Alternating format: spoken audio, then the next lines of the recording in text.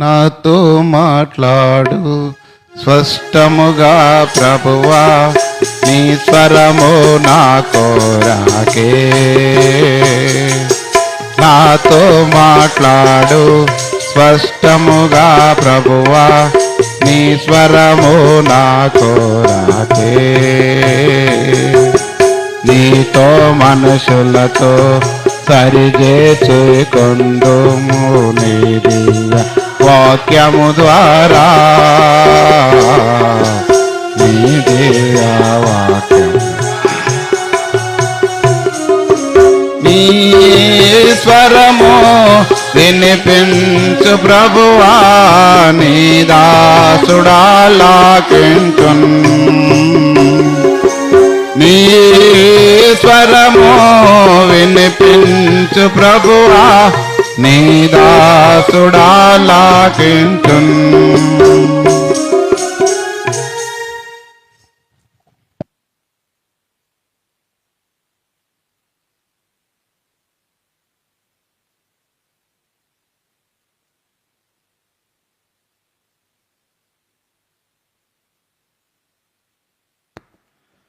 మన ప్రభు అయిన యేసుక్రీస్తు వారి నామములో మరొక పర్యాయము మనము ఈ యొక్క దేవుని ఇంట్లో బయలుపట్టడం కలిగి ఉండడానికి దేవుడు అనుగ్రహించిన యొక్క మంచి తరుణమును బట్టి ఎంతైనా వందనస్తులు ఉంటున్నాము.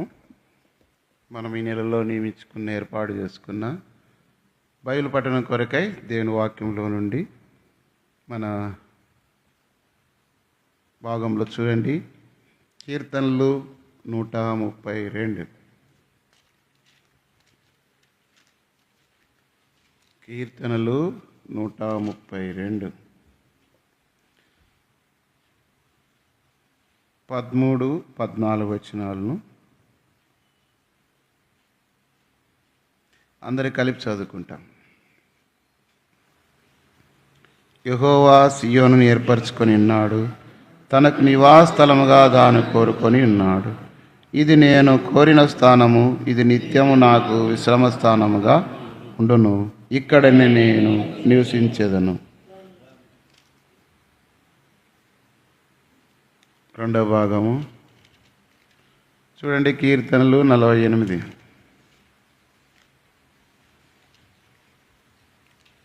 కీర్తనలు 48 మొదటి నుంచి 5 వచనాలను మార్చి చదువుకుంటాం. మన దేవుని పట్టణమందు ఆయన పరిశుద్ధ పర్వతమందు యెహోవా గొప్పవాడును బహు కీర్తనీయుడనై ఉన్నాడు. ఉత్తర దిక్కున మహారాజు పట్టణమైన సియోను పర్వతము రమ్యమైన ఎత్తుగల చోట నుంచబడి సర్వభూమికి సంతోష కారణముగా ఉన్నది. దాని నగరులలో దేవుడు ఆశ్రయముగా ప్రత్యక్షమగుచున్నాడు.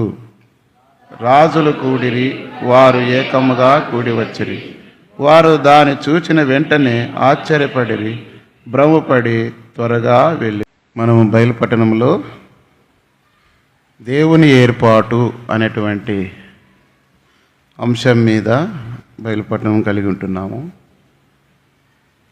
మరి దేవుని ఏర్పాటులో మొదటిగా దేవుడు ఎవరిని ఎలా ఎందుకు ఏర్పాటు చేసుకుంటున్నాడు అనేటువంటి విషయాన్ని మొదటి బయలుపటంలో మనం చూస్తూ వచ్చినాం.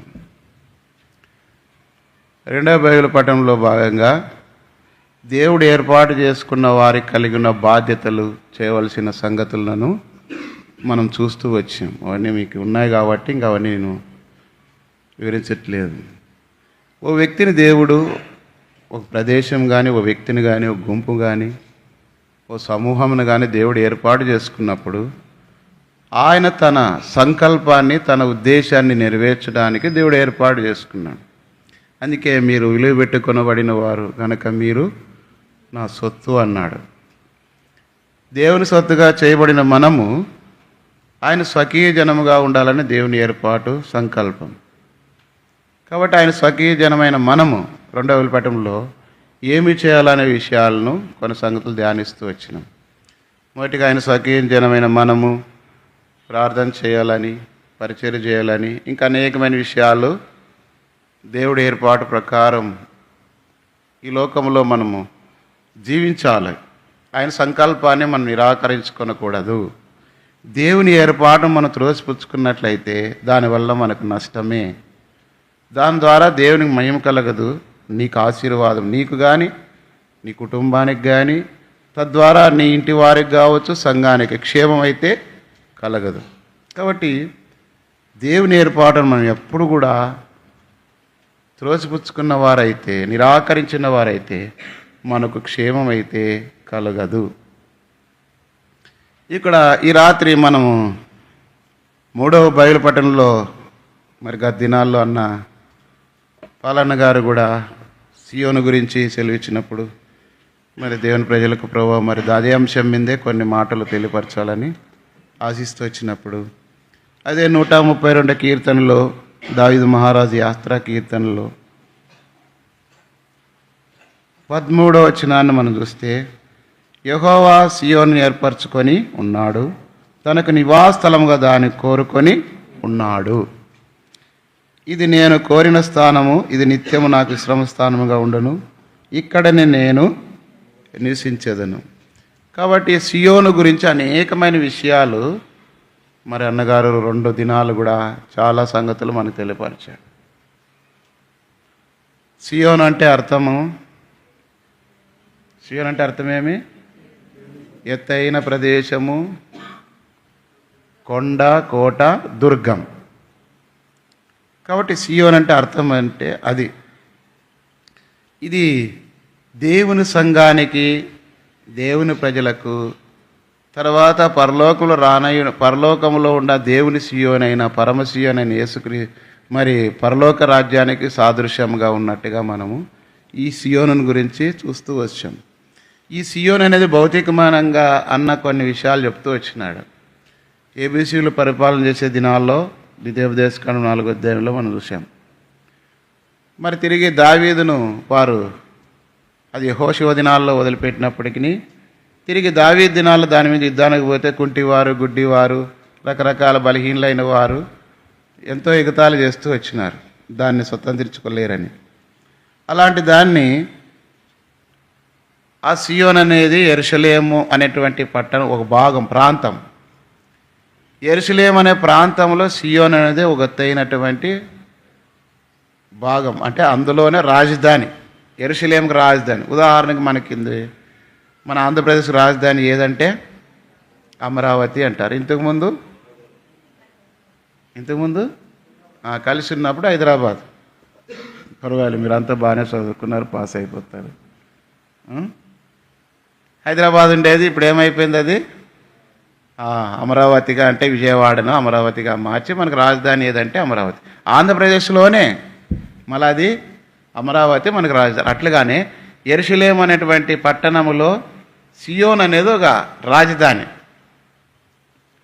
దేవుని ప్రజలైనటువంటి ఇశ్రాయేలును ఏలడానికి ఆయన రాజ్యంలో ఒక భాగమే సియోను. అక్కడ కేంద్ర స్థానం, రాజు, అతని పరివారము, శాసనాలు, చట్టాలు అన్నీ కూడా జరిగించబడతాయి.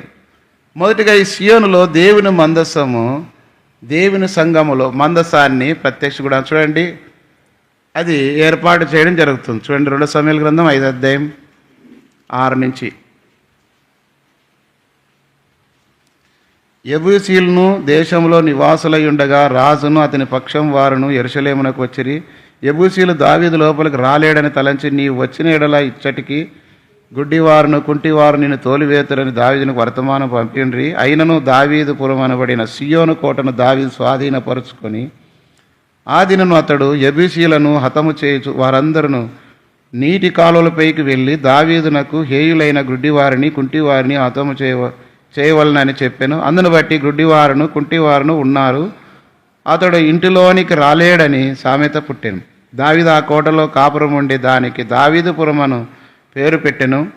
మరియు మిల్లో నుండి దిగు వరకు దావీదు ఒక ప్రాకారం కట్టించెను.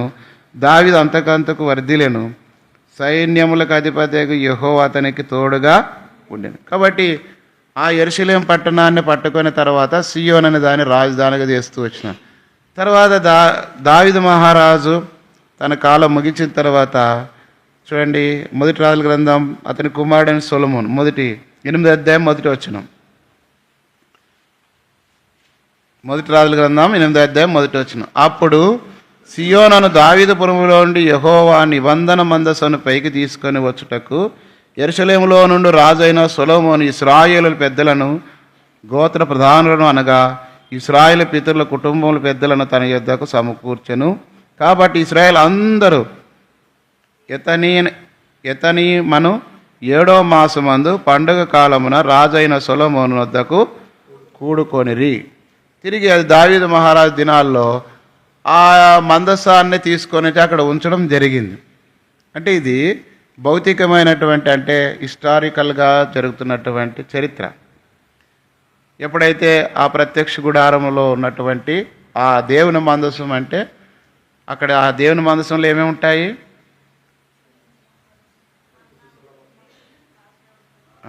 రాతి పలకలు 2 మోషే ద్వారా దేవుని ద్వారా మోసే పొందినటువంటి 2 రాతి పలకలు. దేని ధర్మశాస్త్రం అంటే దేవుని వాక్యానికి గుర్తు. రెండవది చిగురించిన అహరోను కర్ర యాజకత్వము. మూడవది మన్నా పాత్ర. కాబట్టి ఈ 3 కూడా అందులో ఉంటాయి.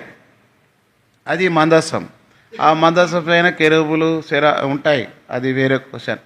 కాబట్టి ఇక్కడ ఆ మందసం తీసుకొని వచ్చి అక్కడ సొలొమోను దినాల్లో పాలన చేస్తున్న దినాలు దాన్ని అక్కడ ఉంచుతూ వచ్చినాడు.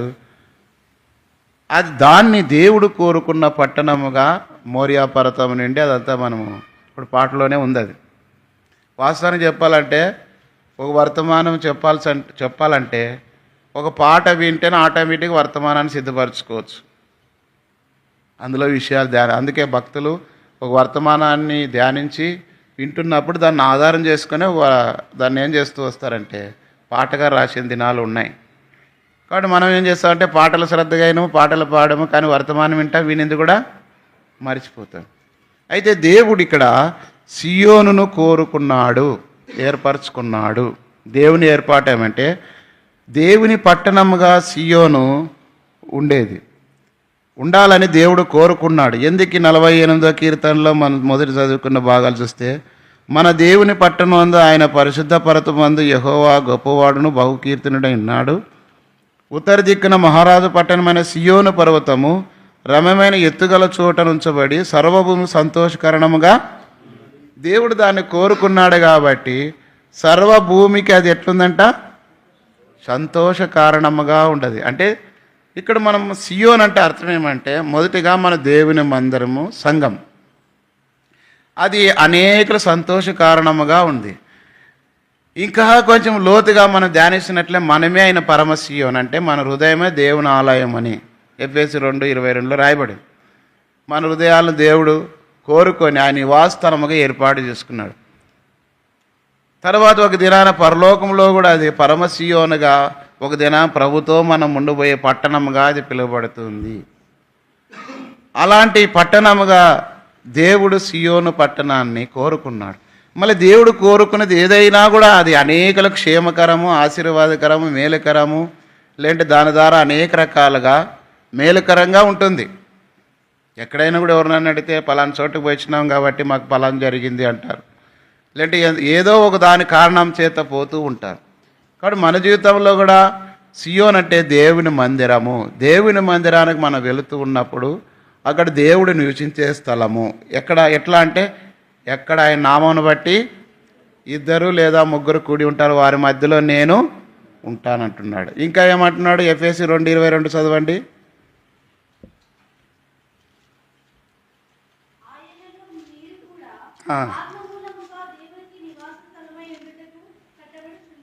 కాబట్టి ఆయనలో మీరు కూడా ఆత్మ మూలముగా దేవుని నివాసస్థలమై ఉండుటకు. కాబట్టి దేవుడు మన హృదయాన్ని కోరుకున్నప్పుడు దేవుడు మనలో నివసించడానికి దేవుడు కోరుకున్నాడు. ఇవన్నీ ఇట్లా గుర్తుంచుకోవాలి. సియోన్ అంటే దేవుని పట్టణం భౌతికమైంది కాదు. రెండో సంఘమని, తర్వాత మనమే ఆయన నివాస స్థలముగా ఉండాలని దేవుడు కోరుకున్నాడు. అది ఎట్లా ఉంటుందంటే సర్వభూమికి సంతోషకరమైన పట్టణముగా ఉంటుంది. ఓ వ్యక్తిని దేవుడు ఏర్పాటు చేసుకున్నప్పుడు సర్వభూమికి అంటే అనేకులకు ఆశీర్వాదకరంగా వ్యక్తి ఉంటాడు, లేదంటే అనేకులకు క్షేమం కలిగించేదిగా ఆ సంఘం ఉంటుంది, లేదంటే ఆ కుటుంబం ఉంటుంది. ఈ రీతిగా దేవుడుకు ఏర్పాటు చేసుకున్న ఆ పట్టణము, ఆ స్థలాన్ని దేవుడు పరిశుద్ధపరుచున్నాడు. ఎక్కడైనా సరే దేవుడు ప్రతిష్ఠించినటువంటి ఏర్పాటు చేసిన ఒక గృహ ప్రతిష్ఠిత పోయినప్పుడు ఏమంటారు? ఆ ఇంటిని ప్రతిష్ఠ చేసిన తర్వాత మరి ఒకవేళ బెడ్రూమ్కి వెళ్తే ప్రభా ఈ బెడ్రూమ్లో పడుకున్నప్పుడు చెడు కళలను తప్పించండి, లేదంటే ఇట్లా ఇట్లా అని చెప్పేసి దాని గురించి ప్రార్థించండి. వంటగదికి వెళ్ళిన ప్రభా ఈ వంటగదిని ఆశీర్వదించండి, అనేకులకు మరి విందు సిద్ధపరిచి రుచికరంగా ఉండగలిగినట్లుగా దాన్ని సహాయం దయచేయమని దాని గురించి ప్రార్థించండి. హాల్ వచ్చినప్పుడు లేట కూర్చున్నప్పుడు అనేకులు ఈ మాటల్లో దైవ సంబంధమైన మాటలు మాట్లాడగలిగినట్లుగా ఈ హాలును దీవించుము, ఆచరించుము, తర్వాత ప్రార్థన గదిగా ఉంచుము అని అనేకమైన విషయాలు అక్కడ దాన్ని ప్రతిష్ఠ చేస్తారు. దాని ప్రకారం మనం కూడా వాడుకుంటాం. మందిరాన్ని కూడా అనేకులకి నా మందిరం సకల జనులకు ప్రార్థన మందిరం అన్నావు. ఈ మందిరం అనేకులు చేరురాగలిగి రక్షణ పొందినట్లుగాను, రక్షించబడిన వారు ఆత్మీయంగా బలపరచబడినట్లుగా, తర్వాత ప్రార్థన చేసే స్థలముగాను, తర్వాత అనేకులు రక్షణార్థమై సంఘంలో దేవుని జరిగించే పరిచర్లన్నీ కూడా ఆత్మీయంగా వర్ధిల్లి విస్తరించి వ్యాపించి గొప్పగా దీన్ని వర్ధిల్లు చేయమని ప్రార్థన చేస్తున్నామని సంఘాన్ని కూడా ప్రతిష్ఠిస్తారు. ప్రతిష్ఠిత అంటే దేవుని కొరకు ఏర్పాటు చేసుకొనుట. అదే మనం మొదట బైబిల్ పట్టణంలో చూస్తున్నాం. దేవుడు ఏర్పాటు చేసుకున్న ఈ సియోను గురించి ఏమన్నాడంటే చూడండి, 132వ కీర్తన 13 వచ్చిన చదవండి ఒకసారి. యెహోవా సియోనుని ఏర్పరచుకొని ఉన్నాడు. కాబట్టి యెహోవా సియోనుని ఏర్పాటు చేసుకున్నాడు. దాన్ని ఎందుకోసం చేసుకున్నాడంటే తనకు నివాస స్థలంగా దానిని కోరుకొని ఉన్నాడు. ఈ వాక్యము మనకు గుంటకల్లో 1962లో అరుళదాస్ అంకుల్ అని ఒక ఆయన దైవ సేవకుని ఏర్పాటు చేసినాడు. ఆయన వచ్చారు. ఆయన ద్వారా ఇక్కడ సంఘాన్ని స్థాపించడానికి ఈ వాగ్దానము దేవుడు అతని ద్వారా మనకు దైవజనుని ద్వారా ఈ వాగ్దానం మనకి ఇచ్చాడని విన్నాం. మన పెద్దలు తెలిసిన వారు చెప్పినమాట. ఈ 13వ వచనము 14వ వచనాన్ని మరి దేవుడు సంఘ వాగ్దానముగా ఇచ్చాడు. కాబట్టి ఈ సియోనుని దేవుడు కోరుకున్నప్పుడు ఎందుకు దేవుడు కోరుకొనిన్న పట్టణంలో నుండి మనకి ఏమి కలుగుతూ వచ్చింది అనే విషయాలు ఇప్పుడు మనం చూస్తూ వస్తాం. దేవుడు ఒక వ్యక్తిని కోరుకున్న తర్వాత ఆ వ్యక్తి ద్వారా అనేకమైనటువంటి మేలుకరమైన సంగతులే జరుగుతాయి. ఒక స్థలమును కోరుకున్నా, ఒక మందిరాన్ని కోరుకున్నా, దేవుడు నివసించడానికి ఇష్టపడినా, ఒక కుటుంబాన్ని దేవుడు ఏర్పాటు చేసుకున్నా, ఒక వ్యక్తిని ఏర్పాటు చేసుకున్నా, అది ఏమవుతుందంటే అనేకులకు ఆశీర్వాదకరంగా, మేలుకరంగా, క్షేమకరంగా ఉంటుంది. ఇది నేను కోరుకున్న స్థలం. ఏమన్నాడు ఆయన? ఇది నేను కోరిన స్థానము, ఇది నిత్యము నాకు విశ్రమ స్థానముగా ఉండును. ఇక్కడని నేను దేవుడే నివసించే స్థలం. చూడండి ఎంత గొప్ప భాగ్యం. అలాంటి సియోను అయినటువంటి దేవుని మందిరం విషయమై రాయబడిన మాట దావీదు మహారాజు కూడా యాత్రా కీర్తనలో ఉన్నప్పుడు, అంటే తరంబడిన పరిస్థితుల మధ్యలో ఆ సియోను అనేటువంటి దేవుని మందిరముల గురించి, దాని గురించి సంగతులన్నీ కూడా తలపోసుకుంటాయా, నువ్వు సియోనును యెహోవా నువ్వు సియోనుని ఏర్పరచుకొని ఉన్నాడు, తనకు నివాసస్థలము దాన్ని కోరుకొని ఉన్నాడని ధ్యానిస్తున్నప్పుడు మరి సియోనులో నుండి ఇప్పుడు మనం ఏమేం పొందుతాము? దేవుడు ఏర్పాటు చేసుకున్నటువంటి సంఘములో, సహవాసములో, లేట ఓ వ్యక్తి ద్వారా ఆ కుటుంబ ద్వారా మనం ఏమేం పొందుతూ వస్తామనే విషయాలు మనం ఇప్పుడు 7 సంగతులు త్వరగా చూస్తూ వస్తాం. మొదట సియోను ద్వారా మనం ఏమి పొందుతూ వస్తాం? చదవండి. కీర్తనలు 14:7.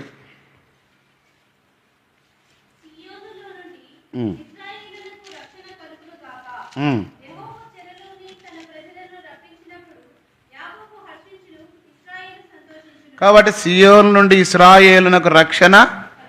కాబట్టి సియోనులో నుండి ఏం కలుగుతుందంట? రక్షణ కలుగుతుంది. దేవుని వాక్యంలో రక్షణకున్నటువంటి గొప్ప భాగ్యం అనేకంగా ఉన్నాయి. మొదటిగా చూడండి, ఎవరి వలన ఈ రక్షణ కలుగుతుంది? 3వ కీర్తన 8వ వచనం. కీర్తనలు 3:8 వచనంలో రక్షణ యెహోవాది. ఈ రక్షణ ఎవరిదంట? ఆ దేవుని వలనే మనకు రక్షణ కలుగుతుంది. 62వ కీర్తన 1-2 వచనాలు.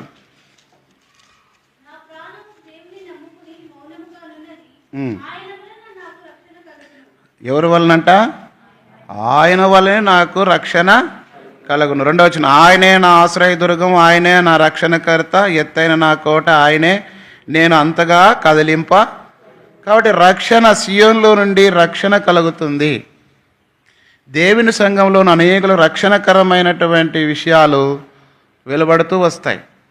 ఓ వ్యక్తిలో నుండి దేవుడు నమ్మిన తర్వాత, దేవుడు ఏర్పాటు చేసుకున్న తర్వాత ఆ కుటుంబం ద్వారా కానీ, ఆ వ్యక్తి ద్వారా కానీ, ఆ సంఘంలో నుండి అనేక రక్షణ వార్తలు అనేకంగా వెల్లడిపరచబడుతూ వస్తాయి. మనం పాడుకున్న పాటలో అదే సియోనుపురమా, దాంట్లో అనేకమైన విషయాలు. కాబట్టి దేవుడు మనకి రక్షణ అనుగ్రహించేవాడుగా ఉంటున్నాడు. ఎట్లా ఈ సియోనులో రక్షణ అంటే చదవండి, లూకాసు వార్త 2:10.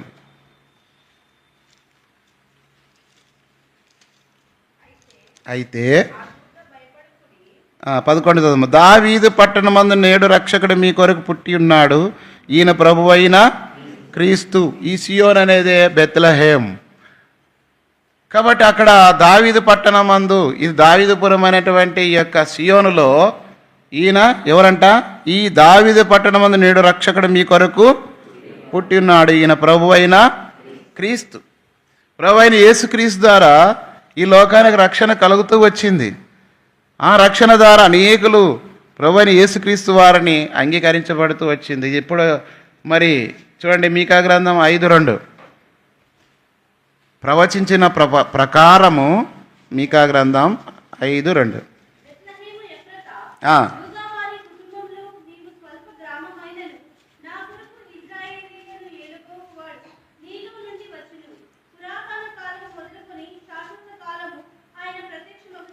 కాబట్టి ఇక్కడ చూస్తే, యూదావారి కుటుంబములో నీవు స్వల్ప గ్రామమైన నా కొరకు ఇశ్రాయేలు ఏలుబోవా నీలో నుండి.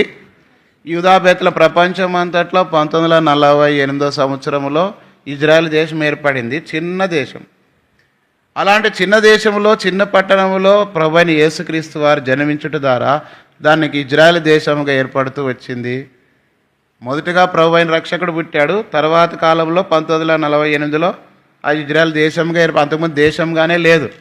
అయితే ఈరోజు ప్రపంచమంతటిలో కూడా యేసుప్రభువును అంగీకరించిన వారు మనం కూడా ఇశ్రాయేల్గా మార్చబడుతూ వచ్చినాం. అంతేకాకుండా ఇశ్రాయేల్ అంటే దేవుని ప్రజలను ఏలుబోవాడు ఒక దినాన ఈ యొక్క పట్టణానికి రాబోతున్నాడు. కాబట్టి ఇశ్రాయేల్ని ఏలుబోవాడు నీలో నుండి. అది చిన్న దేశమే, ప్రపంచానికి నడిబొడ్డును ఉందని చాలామంది శాస్త్రవేత్తలు చెప్తూ వస్తారు. ప్రపంచానికి ఒక వెలుగుగా, రక్షణకర్తగా ఆయన లోకానికి వచ్చినాడు. చదవండి ఇంకొక మాట, 1 యోహాను పత్రిక 4:14.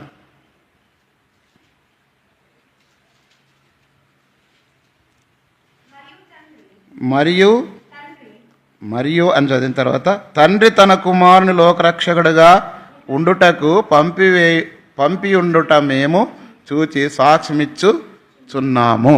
కాబట్టి ఇక్కడ ఆయన ప్రభువైన యేసుక్రీస్తు వారిని లోకరక్షకుడుగా ఉండడానికి ఈ లోకానికి తండ్రి అయిన దేవుడు పంపుతూ వచ్చినాడు. అదే గలతీ 4:4 రాయబడింది. కాలము సంపూర్ణమైనప్పుడు, చదువుతారా? 4:4. అయితే కాలం పరిపూర్ణమైనప్పుడు దేవుడు తన కుమారుని పంపారు. చాలు. ఆయన స్త్రీయందు పుట్టి మనము దత్తపుత్రులు కావాలని ధర్మశాస్త్రముకు లోబడిన వారిని విమోచించగా ధర్మశాస్త్రం మనకు కాలం సంపూర్ణమైంది. ఒకానొక సమయం వచ్చింది, ప్రభువైన యేసుక్రీస్తు వారి లోకానికి వచ్చాడు. ఆయన చుట్టు ద్వారా యేసు అన్న మాటకు ఏమని అర్థం అంటే రక్షకుడు. మనకు రక్షణ కలుగుతూ వచ్చింది. సియోను నుండి మనకి ఏం కలుగుతూ వచ్చింది? రక్షణ కలుగుతూ వచ్చింది. కీర్తనలు 53:6 చదవండి.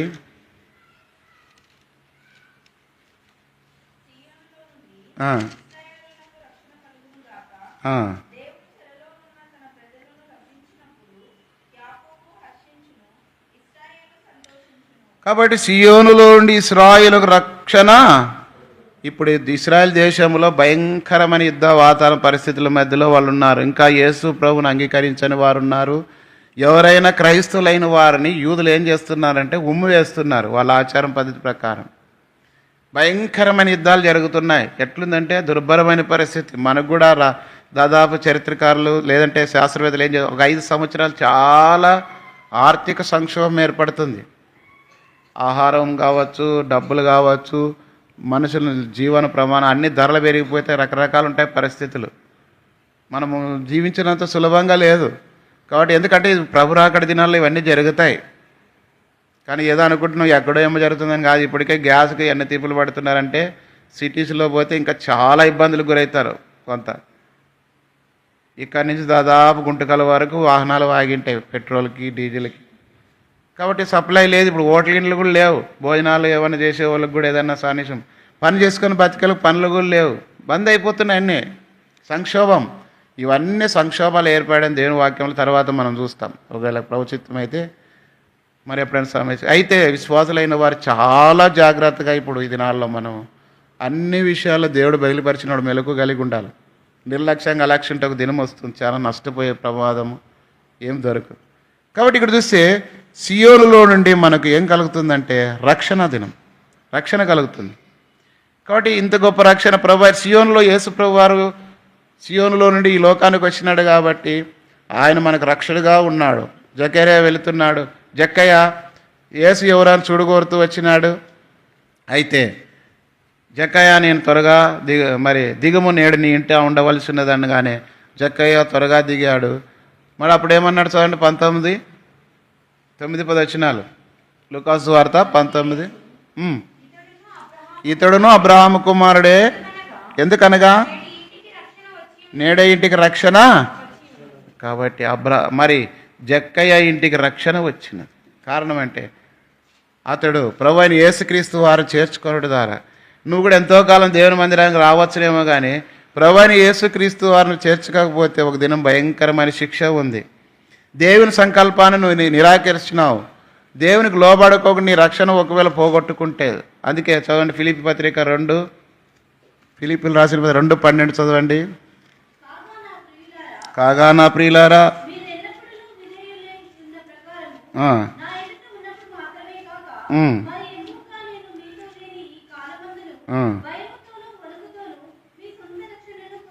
భయముతోను వణుకుతోను మీ సొంత రక్షణను. కాబట్టి రక్షణ పోగొట్టుకోకూడదు సుమా. చాలామంది రక్షించబడినాములే, ఒకసారి బాప్తీసం తీసుకున్నాములే, ప్రార్థన చేస్తున్నాములే అనుకోవద్దు. రక్షణ కొనసాగించాలి. అది అలాగే పోగొట్టుకోకూడదు.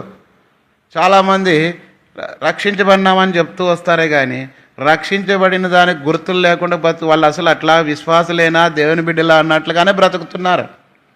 దేవుడు అంటే, దేవుని పని అంటే, దేవుని ఇల్లు అంటే, దేవుని వాక్యం అంటే, ప్రార్థన అంటే, ఆరాధన అంటే, దైవ క్రమం అంటే, దేవుని ప్రజలంటే ఏ మాత్రం కూడా దానికి స్థానం లేని వ్యక్తులుగా బ్రతుకుతూ ఉన్నారు. కాబట్టి ఒకవేళ ఈ దినంలో నిర్లక్ష్యంగా అలక్ష్యంగా ఉన్న ఒక దినం వస్తుంది, నువ్వు దుఃఖించినా కూడా తిరిగి ఆశీర్వాదం పొందడానికి లేదంటే రక్షణ కొరకైనా ఎంత ప్రాధేయపడినా మరలా అది రాకపోవచ్చు సుమా. ఎందుకంటే అందుకే దేవుని ఇంత గొప్ప రక్షణను మనం నిర్లక్ష్యం పెట్టిన ఎలాగూ తప్పించుకుంది. మన ఎబ్రీ పత్రిక 2:3 రాయబడింది. కాబట్టి రక్షణ మనం భయముతో వణుకుతో ఏం చేయాలా? కాబట్టి మన ప్రవర్తన, మన జీవితం ప్రతిదినం దేవుని వాక్యం చదువుకొని, దేవుని వాక్యంని ప్రార్థన చేసుకొని, దేవునింటిని ప్రేమిస్తే అన్ని విషయాల్లో నమ్మకంగా దేవుని కొరకు జీవించాలా.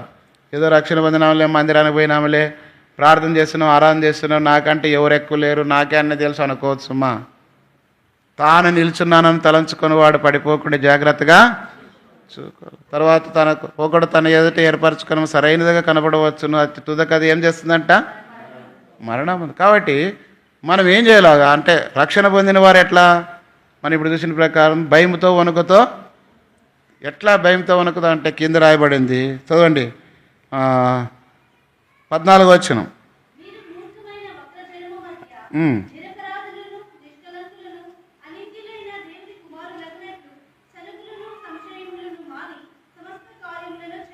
కాబట్టి అట్టి జనం మధ్యన మీరు జీవవాక్యం చేతపట్టుకొని లోకమందు జ్యోతుల వలె కనబడుతున్నారు.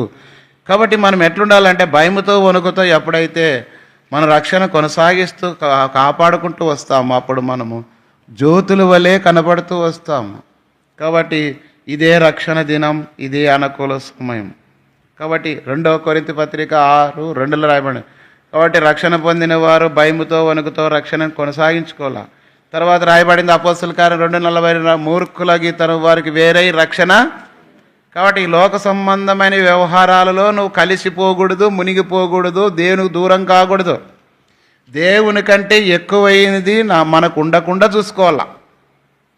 కాబట్టి ఇప్పుడు జరుగుతున్నటువంటి బిల్లులు, శాసనాలను బట్టి రకరకాల కామెంట్ చేసింటే ఎన్ని ఉన్నా ఎన్ని లేకపోయినా మాకు దేవుడు కావాలని కొంతమంది కామెంట్ పెడతారు. దేవుడు ఉంటే చాలు మాకు, మిగతా మా దేవుడు మా పక్షంగా అన్నీ ఉంటాడు. కానీ మనం దేవుడు ఎక్కడైనా పోయినా పర్వాలేదు, మనం బాగుండాలనుకుంటాం. కానీ ఏం ప్రయోజనం?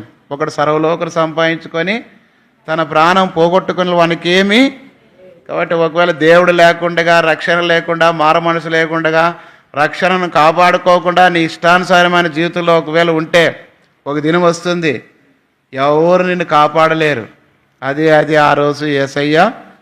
కాబట్టి దేవుని రాకడ సమీపంగా ఉంది. ఇప్పుడు యుద్ధ వాతావరణం తర్వాత పరిస్థితులు ప్రపంచంలో ఎట్లయితే తెలీదు. అయితే నీ విశ్వాసమును బట్టి నీ రక్షణను కాపాడుకునే వారిగా నువ్వు ఉండాలి. అందుకే కొన్నిసార్లు మనం రక్షణ ఆనందాన్ని పోగొట్టుకునే వాళ్ళుగా ఉంటాం. చూడండి, దావీదు మహారాజు పాపం చేసినప్పుడు తిరిగి పశ్చాత్తాపంతో చేసినప్పుడు 51 కీర్తనలు ఏమని చేస్తూ వచ్చినారు? రక్షణ ఆనందం 12వ వచనం, నీ రక్షణ ఆనందం నాకు మరలా పుట్టించము, సమ్మతి గల మనసు కలగజేసి నన్ను. కాబట్టి రక్షణ ఆనందం పోగొట్టుకునే పరిస్థితులు ఉంటాయి. కొంతమంది రక్షణ పొందినాము, దేవుని నమ్ముకున్నామని చెప్తారు. ఎప్పుడు వాళ్ళ జీవితంలో సంతోషము, ఆనందం ఉండదు. వాళ్ళకు ఉండకపోగా ఇతరులకు కూడా ఉన్నారు. అదే దేవుని ఆత్మ కాదు, అది దురాత్మ. వాడు ఏం చేసినాడు? సేనాదయం పట్టిన వాడు ప్రతిదినం కూడా వాడిని నిప్పులలోనూ నీళ్ళలోనూ పడినట్లుగాను, లేదా సంఖ్యలను ఏం చేస్తున్నాడు? తుత్తునీలుగా చేస్తున్నాడు. ఎవరికి నెమ్మది ఉంది? అదే దురాత్మ. దేవుని ఆత్మ కలిగిన వారు ఇతరులకు నెమ్మది, శాంతి, ఇతరులు అవసరమైతే వాళ్ళ దగ్గరికి వెళ్ళి అమ్మ, అన్న కొంచెం నెమ్మదిలే, సమాధానం, మా పరిస్థితులు ప్రార్థన చేయండి కోరుతూ వస్తారు. అది రక్షణకరమైనటువంటి జీవితం, దేవుని కలిగినటువంటి జీవితం. సరే, సియోనులోనే మనకి ఏం కలుగుతుందని చూస్తున్నాము? రక్షణ. కాబట్టి ఇంకా రక్షణ పొందకపోతే ప్రభువైన యేసుక్రీస్తు వారు తన 2 చేతులు చాచి అడుగుతున్నాడు, బూదిగంత నివాసులారా నా వైపు చూచి రక్షణ పొందుడి. చాలా మందిలే అనుకుంటారు, ఇంకా ఈ వయసులోనే కాదులే అనుకుంటారు, ఎన్నే అయిపోవాలి కదా అనుకుంటారు. కొన్నిసార్లు ఇవన్నీ కార్యక్రమాలు ముగించుకోవాలి కదా అనుకుంటారు. అవన్నీ ఏమీ కాదు. రక్షణ పొందడానికి ఇది పాపము అని మనసులో నీకు తెలిసితే చాలు. ఆ వయసు నిమిత్తం లేదు. ఇది చేయట పాపము, తప్పు అని తెలిస్తే అప్పుడే నువ్వు గుర్తించాలా. రక్షణను వాయిదా వేయద్దు, దాని ద్వారా నీకు నష్టం ఉంది. కాబట్టి సియోన్లో నుండి మనకు దేవుడు కోరుకున్న సియోన్లో ఏం కలుగుతుందని చూస్తున్నాము? రక్షణ కలుగుతుంది. కాబట్టి ఆ రక్షణను తురోసిపుచ్చుకోవద్దు. ఆ సమరయ స్త్రీ కూడా చూడండి, 4:14 యోహాను సువార్త 4:14లో ఆమె చెప్పిన మాటలను బట్టి, జీవితాన్ని బట్టి ఏమన్నారు? 4:14 కాదండి, 42 చదవండి. 4:42, మా మట్టుకు మేము విని ఈయన నిజముగా లోకరక్షకుడని తెలుసుకొని మన జీవితం అలా ఉండాలా. ఆమె సమరయ స్త్రీ చెప్పిన మాటలు విని వాళ్ళు మా మట్టుకు మేము విని, ఈ మాటలు విని తర్వాత ఈయన నిజముగా, మనం చెప్పే మాటలు ఇతరులకు ఏముండాలి? రక్షణకరమైనవిగా ఉండాలి. రక్షణ కలిగించేవిగా ఉండాలా. దేవునింటికి దూరం చేసేవిగా ఉండకూడదు. మనల్ని బట్టి దేవునికి దూరస్తులు కాకూడదు. దేవుని నమ్ముకోకుండా మన ప్రవర్తన జీవితం ఎక్కడ పోతావు? దేవుని మందిరానికి పోతే వీళ్ళ పరిస్థితులు పలానా ఇట్లా, పలానా ఇట్లా, అందుకే నేను పోవట్లేదనే దానికి మనం అడ్డుబండలుగా ఉండకూడదు. ఒకవేళ ఉంటే వాళ్ళ రక్షణ పొందకుండా ఈ లోకం ముగిస్తే వాళ్ళ రక్తం విషయంలో, వాళ్ళ ప్రాణం విషయంలో, వాళ్ళ ఆత్మల విషయంలో దేవునికి నువ్వు ఉత్తరవాదివి.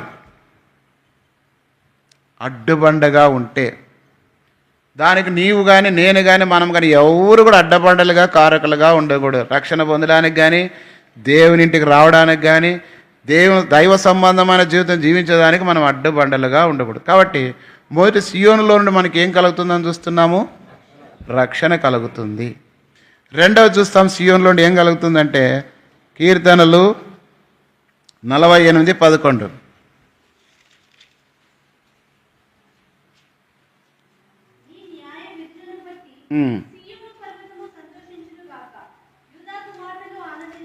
కాబట్టి సియోను పర్వతము సంతోషించునుగాక. తర్వాత యూదా కుమార్తెలు. కాబట్టి సియోనులో నుండి ఏం కలుగుతుంది? సంతోషం. ఇక్కడే 16వ కీర్తన 11వ వచనం చదవండి. కీర్తనలు 16:11.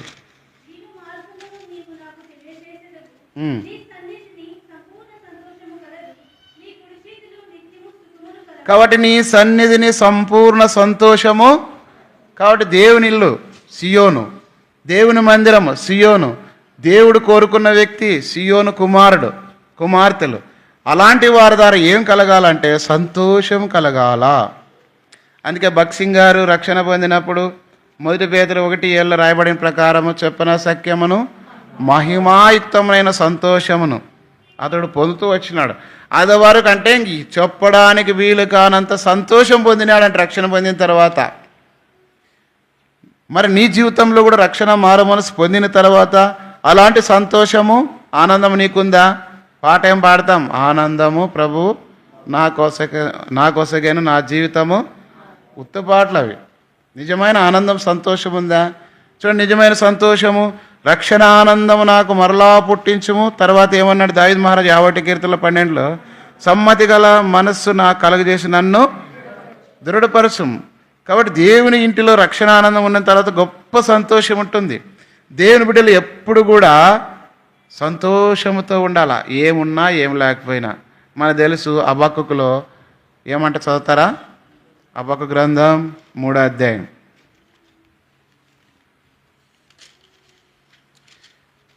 17 నుంచి అయితే అంజూరపు చెట్లు పూయకుండానను, ద్రాక్ష చెట్లు ఫలింపకపోయినను, ఒలివ చెట్లు కాపు లేకుండానను, చేనులోని పైరు పంటకు రాకపోయినను, గొర్రెలు దొడ్డిలో లేకపోయినను, సాల్లో పశువులు లేకపోయినను, నేను యెహోవా యందు ఆనందించదును. నా రక్షణకర్త అయిన నా దేవుని యందు నేను సంతోషించదును. ప్రభువు యెహోవా నాకు బలము, ఆయన నా కాళ్ళను లేడి కాలువల చేయును, ఉన్నత స్థలం మీద ఆయన నన్ను. కాబట్టి ఏమి లేకపోయినా, ఏమున్నా ఏమి లేకపోయినా మనం ఎలా ఉండాలంట? సియోనులో నుండి మనకు సంతోషం కలుగుతుంది. ఆ సంతోషమును కలిగిన వారుగా ఉండాల. చాలామంది చూడండి, అపోస్తల కార్యం 8వ అధ్యాయంలో ఒక ఆయన దేవాలయానికి వచ్చి వెళ్తున్నాడు. అయితే అతడు బాప్తీసం తీసుకోలేదు.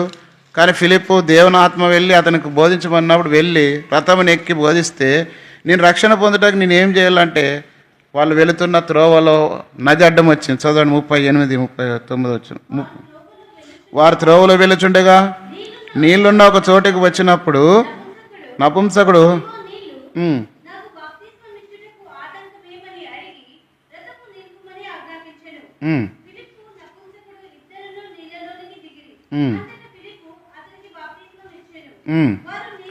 వారు నీళ్ళలో నుండి వెడలి వచ్చినప్పుడు ప్రభు ఆత్మ ఫిలిప్పును కొనిపోయెను. నపుంసకుడు సంతోషించుచు తన త్రోవను వెళ్ళెను. కాబట్టి ఇక్కడ అతడు రక్షణ పొందిన తర్వాత, బాప్తీసం పొందిన తర్వాత తన జీవితం సంతోషంతో బయలుదేరి వెళ్ళిపోయినాడు.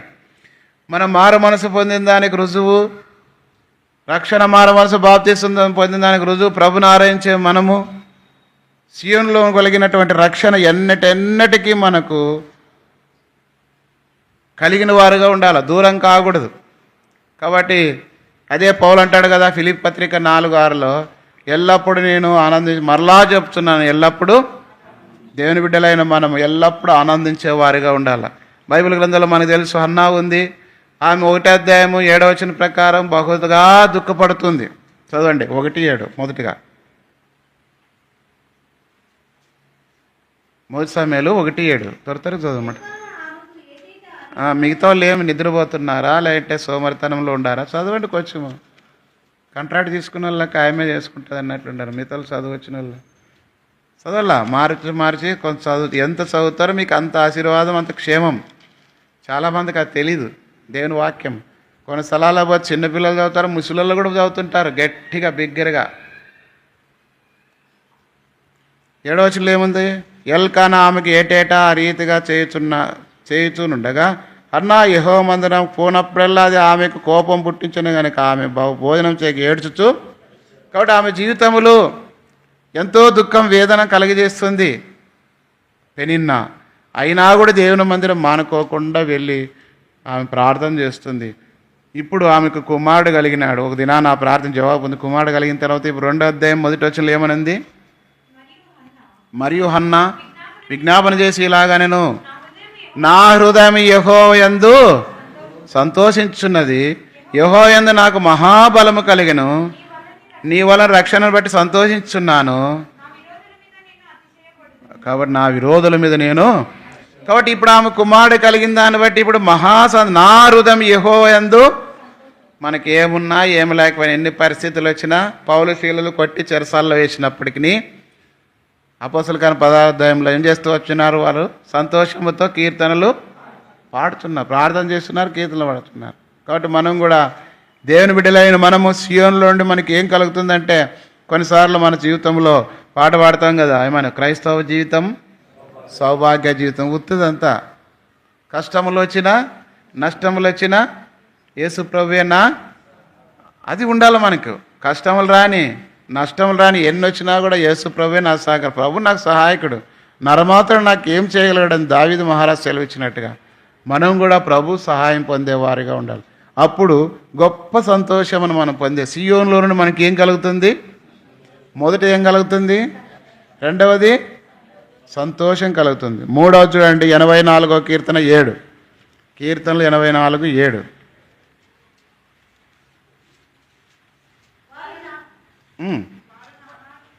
వారు నానాటికి బలాభివృద్ధి నొందుచు ప్రయాణం చేదురు, వారిలో ప్రతివాడును సియోనులో దేవుని సన్నిధిని, కాబట్టి దేవుని సన్నిధిలో కనబడతారు. ఎవరు వీళ్ళు? రక్షణ పొందిన వారు, ప్రభులు ఆనందించే వాళ్ళు. ఎప్పుడు కూడా దేవుని సన్నిధిని పోగొట్టుకోరు. చాలామంది దేవుని సన్నిధి ఉండి కూడా ప్రార్థించాలని అవసరం ఎరిగి ఉండి కూడా, దేవుని ఆరాధించాలి కదా ఈ దినం అని ఎరిగి ఉండి కూడా, దేవుని కొరక దేవుడు ఇన్ని విషయాల్లో మనకు సహాయం చేస్తూ వచ్చినాడు కాబట్టి దేవుని సన్నిధిని పోగొట్టుకునేవారుగా ఉంటున్నాడు. అందుకే మోషేతో మరి ఈ ప్రజలను తోలుకొని పోమ్మంటే మోషే అన్నాడు, చదవండి 34వ కీర్తన, నిర్మకాండం 33:14.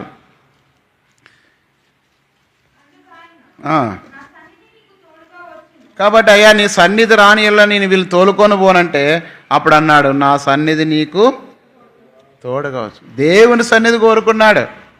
మనమైతే ఎవరెవరినో ఏమేమో వాళ్ళని తోలుకొని పోతాం, వీళ్ళని తోలుకొని పోతాం, అది కావాలా ఇది కావాలా, ఇది చేయాలి అది చేయాలని ఎన్నో ప్లాన్లు వేస్తుంటాం. కానీ మోషే అలా అనలేదు, నీ సన్నిధి. కారణం ఏమంటే దేవుని సన్నిధిలో ఎంతో సంతోషం ఉంది. దేవుని సన్నిధి రావడం వల్ల ప్రతి విధమైన అపాయం నుండి తప్పించబడతాం. దేవుని సన్నిధి మనతో ఉండటం ద్వారా ఎంతో మేలు పొందుతూ వస్తాం. ఎంతోమంది దేవుని సన్నిధిని పోగొట్టుకొని ఎంతో నష్టపోయేవారుగా ఉంటున్నారు. అందుకే దావీదు మహారాజు రాజు అయిన తర్వాత చివరిగా ఆయన కోరుకున్న కోరిక ఏమంటే చదవండి, 2 సమూయేలు గ్రంథం 7వ అధ్యాయం 29వ వచనం. దయచేసి నీ దాసుడైన నా కుటుంబము నిత్యము నీ సన్నిధి ఉండినట్లుగా దానిని ఆశీర్వదించుము. ఏం కోరుకున్నాడు ఆయన? నిత్యం నా కుటుంబం ఎక్కడుండాలా? మనం ఏం కోరుకుంటా? దేనికి పోయి ప్రభు వాళ్ళకి అవి చేయి, వీళ్ళకి అది చేయి, ప్రభా పెన్నీళ్ళు చేయి, ఉద్యోగాలు చేయి, అప్పులు తీర్చు, ఇండ్లు కట్టుకునే చేయి, బంగారు దయచేయి, వాహనాలు దయచేయి, స్కూటర్ ఉందనుక కారు దయచేయి, 5 తులాలు అనుక 10 తులాలు కావాలా, ప్లాట్లు 3 ఉంటాయి 6 కావాలా, 5 ఎకరాలు ఉంటే 100 ఎకరాలు కావాలి ప్రభు. అందరూ చూసినప్పుడు ఎవరు ఇసాకు లెక్క మాకు ఆశీర్వాదంగా అందరు కనపడాలని చెప్పుకొని తిరిగే ఏం ప్రయోజనం లే.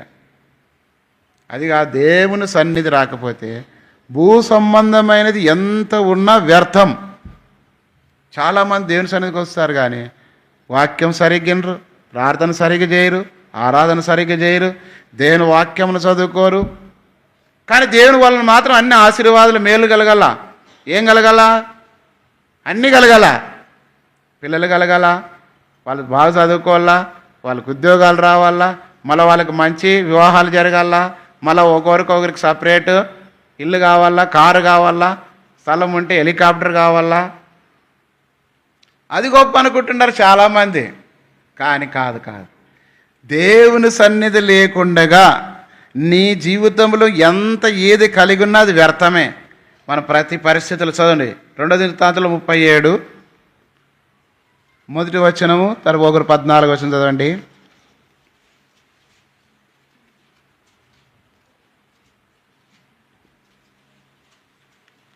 37 మొదటి వచనం.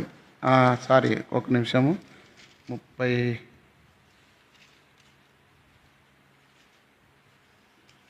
దీని యెషయా గ్రంథం 37. యెషయా గ్రంథం 37 మొదటి వచనము ఒకరు, 14 వచనం ఒకరు. హిజ్కియా విని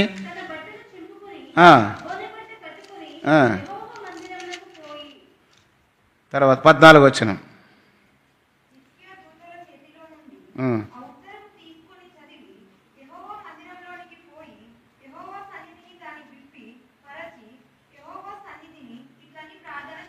ఇప్పుడు 34, 35. ఈ పట్టణములోనికి, అదే అధ్యాయము 34 వచనం. ఈ పట్టణంలోనికి లోపలికి రాక తాను వచ్చిన మార్గమున అతడు తిరిగిపోవును. ఇదే యెహోవాకు. నా నిమిత్తము, నా సేవకుడైన దావీదు నిమిత్తం నేను ఈ పట్టణం కాపాడు రక్షించును. అంతటా యెహోవా దూత బయలుదేరి అస్సూరు వారి దండుపేటలో 185,000 మందిని మొత్తెను. ఉదయమున జనులు లేవగా వారందరూ మృత కళేబరములుగా. కాబట్టి రబ్షాకే భయంకరంగా హిజ్కియా రాజుతో మాట్లాడుతూ వస్తాడు. అనేక రాజ్యాలను జయించి వస్తాను. దేవుడే నీ మీదకి నన్ను పంపుతూ వచ్చినాడు, కాబట్టి నేను జయిస్తున్నాను, నువ్వు దాసుడు అయిపోతాను, రకరకాల మాటలు, నీ మలమూత్రములు నీకు తినిపిస్తానని రకరకాల మాట్లాడితే అశ్షూరీయుడు అనేటువంటి రబ్షాకే హిజ్కియా మాటలు విని రారా చూసుకుందాం, నీ కథ ఏమో, నేను కూడా చూస్తాను, అది చేస్తాము ఇది చేస్తాము అని మాట్లాడలేదు. కానీ ఆ మాటలు విని హిజ్కియా బట్టలు చింపుకొని దేవుని సన్నిధిలో వెళ్ళి ఏం చేసినాడు? మనకు కూడా మనకు వచ్చే బాధలు కష్టాలు వాటన్నిటిలో మొదటి ఎవరికి చెప్పాలా? దేవుని సన్నిధిలో. దేవుని సన్నిధిలో వాక్యము వినము, దేవుని సన్నిధిలో ప్రార్థన చేయము, దేవుని వాక్యాన్ని చదువుకోము, దేవుని బిడ్డల సహవాసాన్ని కోరుకోను, ప్రభు చేసిన మేలును బట్టి ప్రభుని ఆరాధించము. ఎట్లా దేవుని సన్నిధి మనం పొందుతూ వస్తాం?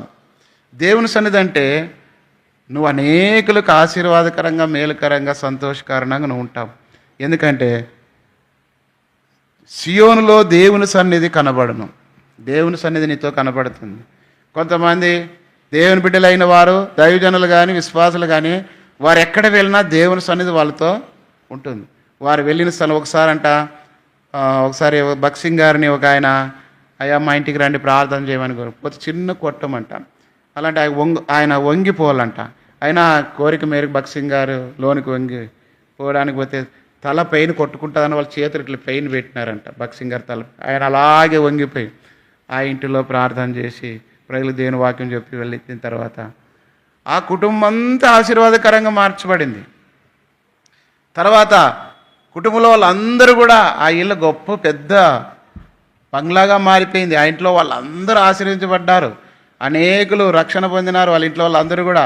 తర్వాత గొప్ప గొప్ప చదువులు చదివినారు, ఉన్నతమైన స్థానాల్లోని దేవుడు వెళ్ళి. కారణం ఏమంటే బక్సింగ్ గారు దైవజనుడు వాళ్ళ ఇంటికి వెళ్ళడం ద్వారా ఏం వెళ్ళింది? వాళ్ళతో ఆశీర్వాదం, దేవుని సన్నిధి. మనం కూడా దేవుని బిడ్డలైన వారు ఎక్కడైనా సరే మనం ఒక ఇంటికి ప్రార్థన చేసేకపోతాం, అంటే ఒకరి గురించి మనం ప్రార్థన చేస్తున్నాం, దేవుని సన్నిధి వారి కాపుదల భద్రత కావాలి. ఈనాడు మనం ఏం చేస్తామంటే, నరపుత్రుడా, హెజ్కేలు గ్రంథం 3వ అధ్యాయంలో ఏమంటాడు? 3వ అధ్యాయం 1వ వచనంలో, నరపుత్రుడా నీవు చక్కగా నిలబడము, నేను నీతో. దేవుని ఇంట్లో చక్కగా ఒక ఆఫీసర్ దగ్గర పోయినాము, ఒక పెద్ద మనకంటే అధికారి దగ్గర పోయినాము, రాజకీయ నాయకుని దగ్గర పోయినాము, లోన్ కావాలా, సమస్య ఉంది, సహాయం కావాలా, ఫోన్ చేయాలా, లేదంటే లెటర్ కావాలనుకో, ఎట్లుంటాం ఆయన దగ్గర కాసుకోనుండి వాళ్ళు ఏం చెప్తారో దాని అంతటి వరకు గౌరవంగా మర్యాదగా సార్ అన్న ఇది పరిస్థితి అట్లా అని మంచిగా చెప్తాం.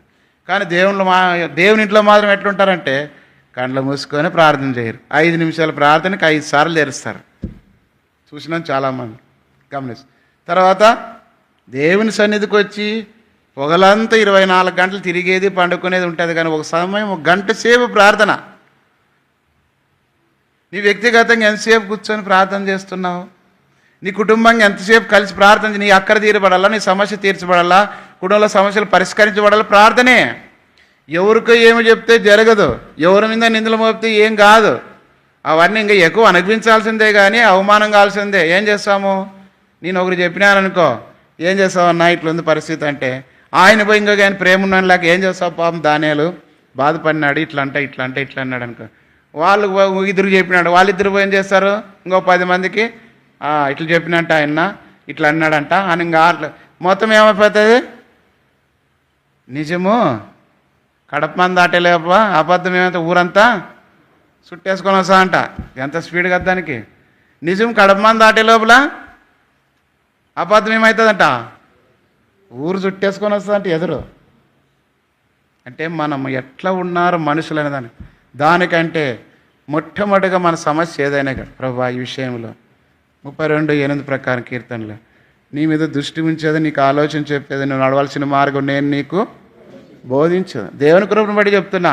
చాలామందికి మన వల్లే కాదు, బయట వాళ్ళకి పోయినా, సంఘాలకు పోయినా, ఎక్కడ పోయినా కూడా వాళ్ళ నెక్స్ట్ రిప్లై ఇచ్చే దాంట్లో అయినా ప్రభు దేవుడు ఒక ఎంతో మంచి చక్కని విషయాల కొరకు దేవుడు ఒక అవసరతను బట్టి నేను తీసుకొచ్చినాడు.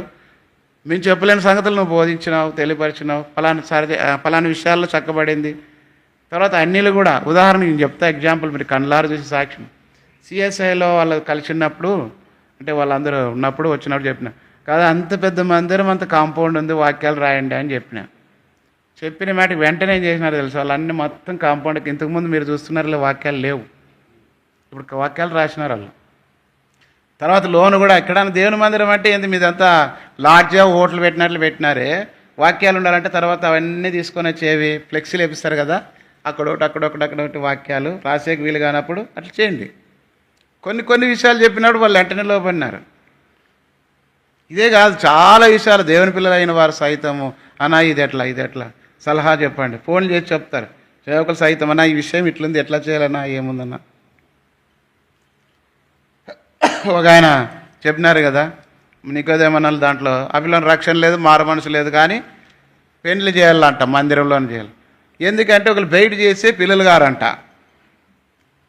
అంటే అందరికీ వాళ్ళకు అంటే చెప్తా, అది కాదు మందిరం ఉండేది ఏంటికి, పెళ్లి చేసేకి కదా అని కొట్లాడుతుంటే ఫోన్ చేసి చెప్పిన వాళ్ళు 100 కానీ 106 కానీ అంటే మందిరానికి రాకుండా ఆగిపోతామంటున్నారంటే, ఆగిపోతే పోతే పోన్లే, మనుషులను సంతోష పెట్టాలా, దేవుని సంతోష పెట్టాలా.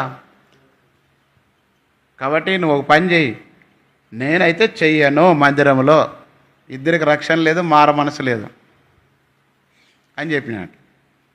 లాస్ట్కి అడిగితే చెప్పినాడంట ఆయన కూడా, లేదన్నా నేను చేయలేను దయచేసి ఇది అని చెప్తే, అప్పుడు వాళ్ళు వాళ్ళ ఇంటికాడే చేసుకోమన్నాను.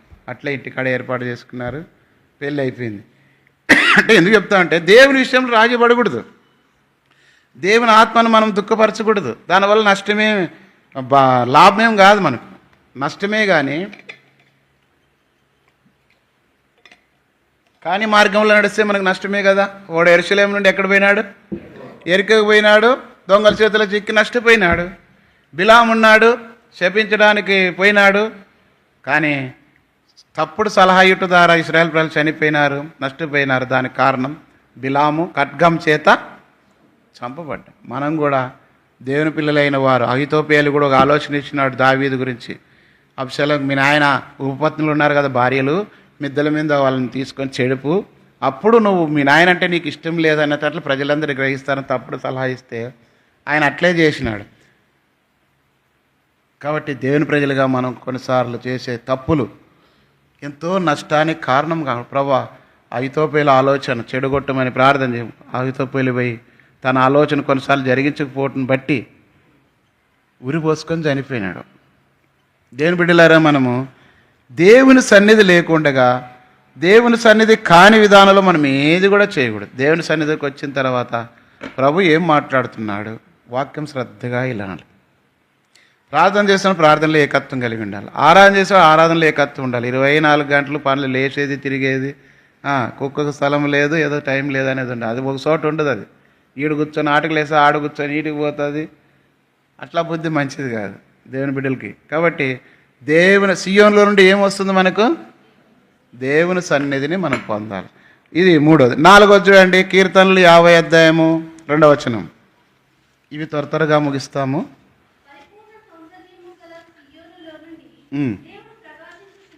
కాబట్టి సియోన్లో నుండి ఏం కలుగుతుందంట, దేవుడు ప్రకాశించుచున్నాడు. కాబట్టి సియోన్లో నుండి దేవుని ప్రకాశం మనం చూడగలగాల, అనేకులు గుర్తించాలా. ప్రకాశం అంటే వెలుగు. యోహాను సువార్త 1:4 చదవండి. యోహాను సువార్త 1:4, 4-5 వచనాలు.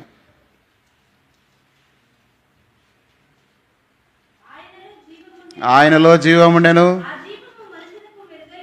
ఆ జీవం మనుషులకు వెలుగై ఉండెను. ఆ వెలుగు చీకటిలో ప్రకాశించున్నది కానీ చీకటి దాన్ని దేవుని పిల్లలైన వారు వెలుగుగా ఉండాలి. మీరు లోకానికి వెలుగు అన్నాడు.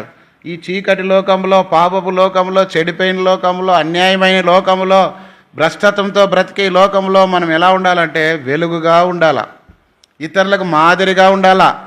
చదవండి మత్తయి సువార్త 5:16. మత్తయి సువార్త 5:16.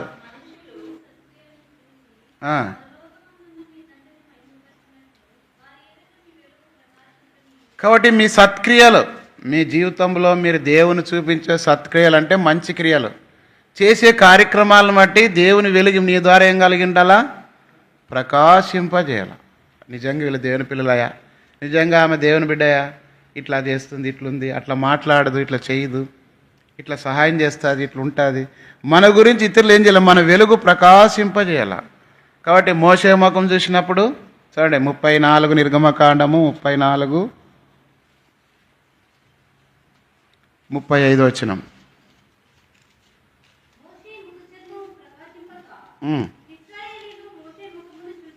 కాబట్టి మోషే ముఖం ఏం చేస్తుందంట? ప్రకాశిస్తుంది.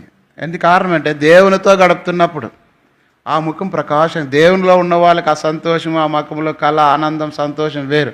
మనం ఎన్న పూసుకుంటే పూసుకొని ఉన్నది, ఇంకా అసలైన చర్మం పోయి ఉన్నదంతా ఏమంటారు, 10 దినాలు అది గోమార పెట్టినట్లు అయిపోతుంది చూస్తేనే.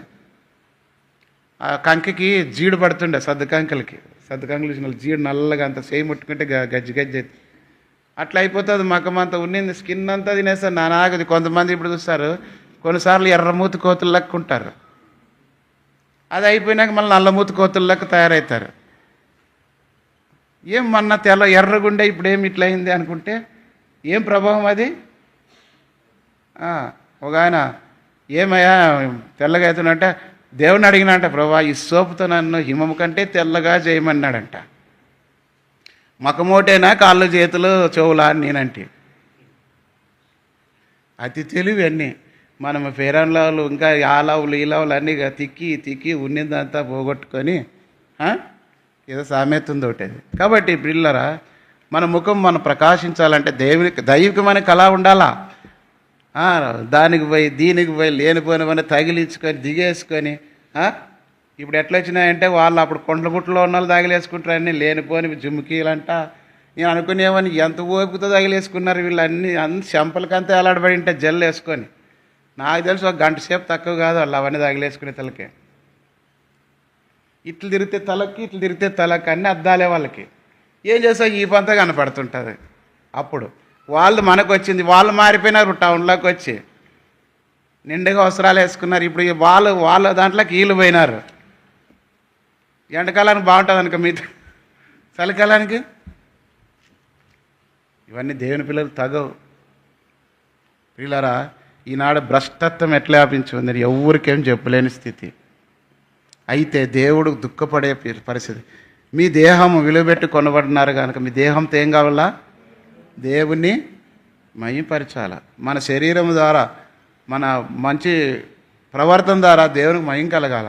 అంతేగాని ఆ లోకంలో ఎవడో డబ్బుల కోసము, ఫ్యాషన్ కోసం సినిమాలలో, సీరియళ్ళల్లో, లేదంటే వాళ్ళు వీళ్ళు ఇది చెప్పి అది చేసి ఇది చేసి దాని ఫ్యాషన్ దీని ఫ్యాషను అంతా తగిలించుకుంటే కోతికి కుళ్ళాయి తగిలించుకొని పల్టీలు వేసినట్లుంటుంది. ఏం దానివల్ల ఏం ప్రయోజనం లేదు. నీ ఉందాతనం నువ్వు కట్టుకునే బట్టల్లోనే నీకు విలువ ఉంటుంది. ఎంత నిండుగా బట్టలు వేసుకుంటే అంత విలువ ఉంటుంది, గౌరవిస్తారు. అది తెలియదు ఉన్నిందంతా సామెత అప్పుడు ఏది చెప్పేవాళ్ళంట. ఒక ఇంటికి కానీ ప్యాంట్ కిందకి అవుతుందంటే ఇంట్లో వాళ్ళ అమ్మ వచ్చి ఇంత కటింగ్ చేసిందంట, భార్య ఇంత కటింగ్ చేసిందంట, ఇద్దరు కటింగ్ చేసి చేసుకుంటే పైకి పోయిందంట షార్ట్. కాబట్టి దేవుని పిల్లలుగా మన వస్త్రధారణ కూడా దేవుని మహిమకరంగా ఉండాలి. దేవుని మహిమార్థమై చెప్తుంటే ఎప్పుడు కూడా దేవునికి ఇష్టం లేని వస్త్రాలు కానీ అవన్నీ ధరించుకోవడం ఇష్టం లేదు. ధరించుకోవాలని చూసినా కూడా బగ మండుతుంటుంది నాకు. ఏం చేయాలా? మనం ఏం అనలేం కదా. ఫోన్ లోకాసలా కాదు, దేవుని పిల్లలే. ఒకప్పుడు ఆ రోడ్లలో అడుక్కునే వాళ్ళు కుట్టించుకుంటుండ్రు అట్లా అవన్నీ బట్టలు. వాళ్ళకేముంటుంది? ఏముండదు, సిగ్గు శరం లేదు. వాళ్ళు బజార్లో పడి అడుక్కునే వాళ్ళు కాబట్టి అట్లా బట్టలు వేసుకొని ఉంటారు. దేవుని పిల్లలు మనం అట్లా తగిలించుకోకూడదు కదా ప్రియులారా. దేవుని ప్రకారం దీన్ని ఏం చూస్తుందంటే మన సాక్ష్య జీవితం. దేవుని బిడ్డలుగా మనం ఉన్నప్పుడు మన సాక్ష్యం. కాబట్టి దానియేలు గ్రంథం 12:3 ఏం రాయబడిందంటే, బుద్ధిమంతులైతే ఆకాశ నక్షత్రములను, కాబట్టి సియోనులో నుండి ఏం కలుగుతుందంట? ప్రకాశం కలుగుతుంది. ఇది 4. 5 చూడండి, సియోనులో నుండి ఏం కలుగుతుందంటే కీర్తనలు 20:2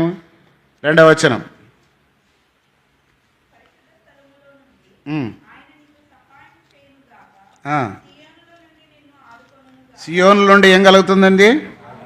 ఆదుకుంటాడు దేవుడు.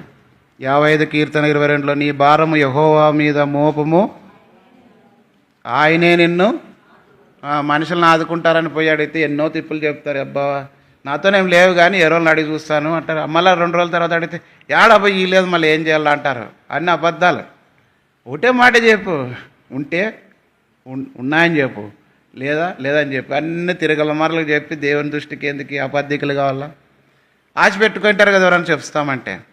అయితే దేవుడు అలాంటి వాడు కాదు. సియోనులో ఉండి నిన్ను దేవుడు ఆదుకుంటాడు. ఏమని పైన వచనంలో రాయి మీద,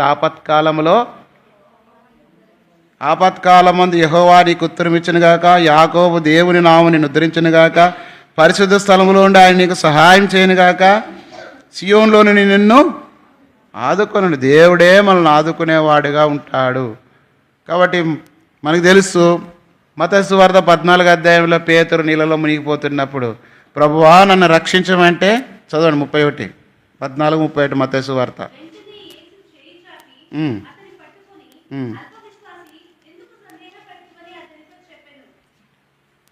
కాబట్టి వెంటనే మునిగిపోతున్నప్పుడు ఆయన చేయి చాపి పట్టి రక్షిస్తూ వచ్చినాడు. మన జీవితంలో కూడా అంతే. దేవుని వైపు చూసి మనం మొరపెడుతూ వచ్చినప్పుడు దేవుడు మనల్ని ఆదుకునేవాడుగా ఉంటాడు. మనుషులు అందుకే చదవండి యెషయా గ్రంథం 42:1 ఇదిగో నేను ఆదుకోడు నా సేవకుడు, ఇదిగో నేను ఆదుకొను నా. కాబట్టి దేవుడు సియోనులో నీకు సహాయం చేస్తాడు, నిన్ను ఆదుకుంటాడు. కాబట్టి మనుషులు కాదు, మనుషులు చెప్తారు కానీ మోసం చేస్తారు. మనుషుల సహాయం వ్యర్థం. దేవుని సహాయం కోరుకోవాలి. ప్రభువా దేవుని సహాయం ఎలా ఉంటుందంటే అది గొప్పదిగా ఉంటుంది. ఈ దినమే భక్సింగ్ గారు చరిత్ర చదువుతున్నాం. కాబట్టి ప్రియులారా ఎందుకు చెప్తానంటే, దేవుడు మనల్ని ఆదుకుంటాడు. దేవుడు ఆదుకుంటాడని మనము ఆశ కలిగి ఉండాలి కానీ మనుషులు ఆదుకుంటారని ఎప్పుడు కూడా ఆలోచన కలిగి ఉండకూడదు. కాబట్టి అంటారు కదా కొన్నిసార్లు, వాళ్ళు నమ్మితే మమ్మల్ని ఏం చేసినారు, ముంచినారు అంటారు. ఆదుకునే దానికి బదులు ఇంకా ఏం చేస్తారంటే మనల్ని ముంచి పెడతారు. కాబట్టి ఎట్లుంటాను కొన్నిసార్లు అది కట్టి ఇది కట్టు దాని ఇట్లా అని చెప్పేసి లాటికి చేతులు ఇట్లా తిప్పేస్తారు, మోసం చేస్తారు. అందుకే దేవుని పిల్లలైన వారు ఈ జీవన సంబంధమైన వ్యాపారంలో దేంట్లో చిక్కుకోకూడదని ఉంది. చాలామంది నాకు చాలా విషయాలు చెప్పినా ఒకటాను, నా దేవునికి ఇష్టం లేని పని నేను చేయకూడదు, నా తీర్మానం. అందరూ అనేవాళ్ళు, ఏ చదువు ఉంది, జ్ఞానం ఉంది, 4 రకాలు తెలుసు విషయాలు, నువ్వు ఎందుకు ఇట్లా అన్నాడు. వద్దు, వీటన్నిటి కొరకు దేవుని రాజ్యం పోగొట్టుకోలే అంటే నువ్వు పిచ్చోడు నువ్వు అన్నారు. ఈ లోకంలో అన్ని బతికి దేవుని రాజ్యం పోకుండా నరకానికి పోతే ఏం ప్రయోజనం? ఈ లోకంలో ఏది లేకపోయినా చింతలేదు, దేవుని రాజ్యం పోవాలా, అది నా ఆశ. అంతే తప్ప దాని గురించి నేను ఆశించను. దాని కొరకే ఇంకా కొంతమందికి దేవుని వాక్యాన్ని పంచాలా, అది నా ఆశ. పంచుతూ వచ్చాను. కాబట్టి సియోనులో నుండి మనం దేవుడు ఆదుకొనును అనే దేవుని వాక్యం. 5వది, ఆ రోజు చూడండి, సియోనులో నుండి మనకు ఇంకోటి ఏం కలుగుతుంటే స్తుతి కలుగుతుంది. 65 కీర్తనలు 1.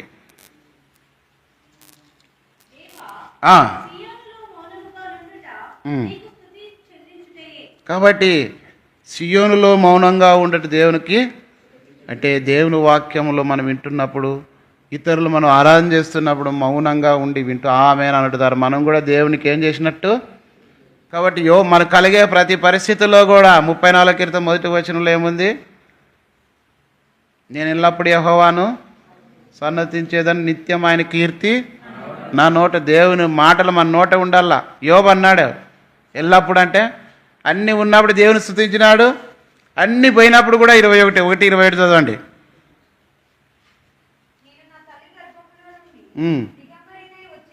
ఉమ్, దిగంబరినే అక్కడికి తిరిగి వెళ్ళెదను. ఉమ్. యెహోవా ఇచ్చెను, యెహోవా తీసుకొని పోయెను. యెహోవా నామమునకు స్తుతి కలుగును గాక. కాబట్టి యోబు అన్నీ ఉన్నా అన్నీ పోయినా దేవుని విశ్వాసంలో పోకుండా ఏమన్నాడంటే యెహోవా నామమునకే దేవుడి ఈ తల్లి గర్భంలో ఎట్లా వచ్చినా అట్లా అంతే మనం పోయేటప్పుడు. కాబట్టి ఏం తీసుకొని పోం. వాళ్ళను ముంచి వీళ్ళని అన్యాయం చేసి వాళ్ళతో కొట్లాడి వీళ్ళతో కొట్లాడి ఏందో సంపాదించి ఉన్నోళ్ళకి విడిచిపెట్టి ఇంగారం చెడగొట్టి. ఎందుకంటే ఇప్పుడు జాన్ అట్లా వాళ్ళని ఏమంటారు, నీకేం జాన్ మీ నాయన ఉద్యోగస్తుడు అని చెప్పి దాదాపు కొన్ని లక్షలు అప్పు చేయించరు జతగాలు.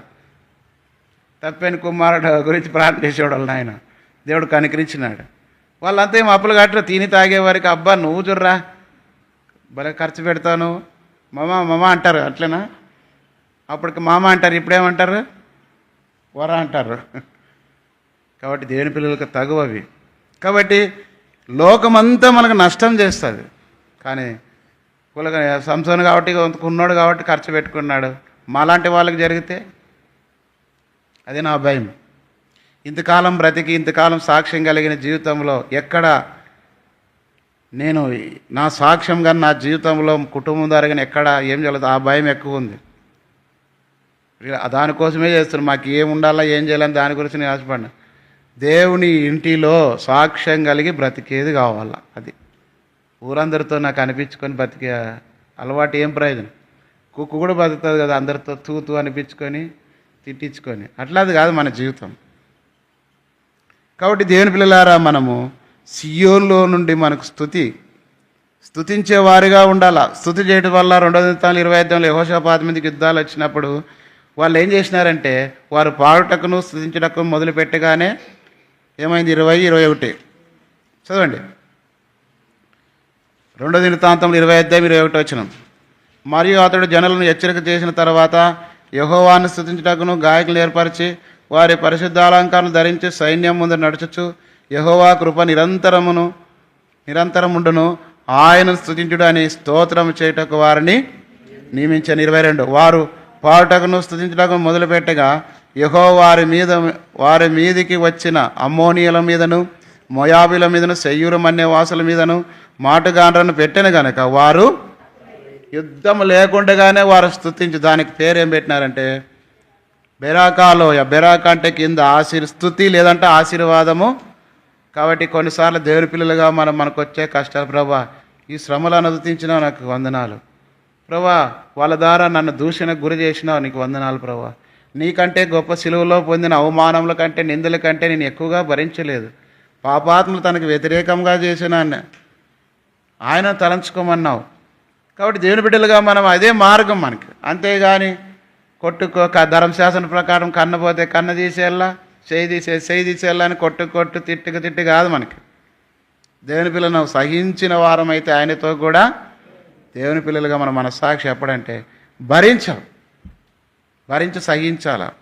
కాబట్టి ఆ రీతిగా నేను ఒకవేళ దేవుని వాక్యం పని చేయకపోతే భరించే ఓపిక లేకపోతే దేవుని వాక్యంలో ఎంతమందితో ఎన్ని రకాల కొట్లాడాల్సింది. నాకేం కొట్లాడే చేత కాదు నాకు తెలియకం కాదు, అన్ని చేసి ప్రభువుని వైపు చూస్తూ విశ్వాసనకర్తయు.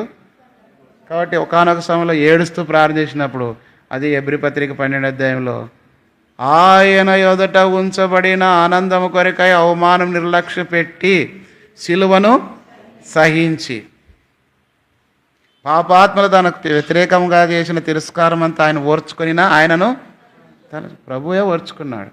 ఏ పాపం లేని వ్యక్తి, ఏ దోషం ఏ అన్యాయం లేని వ్యక్తి, ఏ కపటం లేని వ్యక్తిని అన్నప్పుడు అందరూ దూషించి హింసించి అవమానం చేసినా కూడా తండ్రి వీరేం చేస్తున్నారు వీరెరగరు కనుక వీరిని, అది దేవుడు మనకు.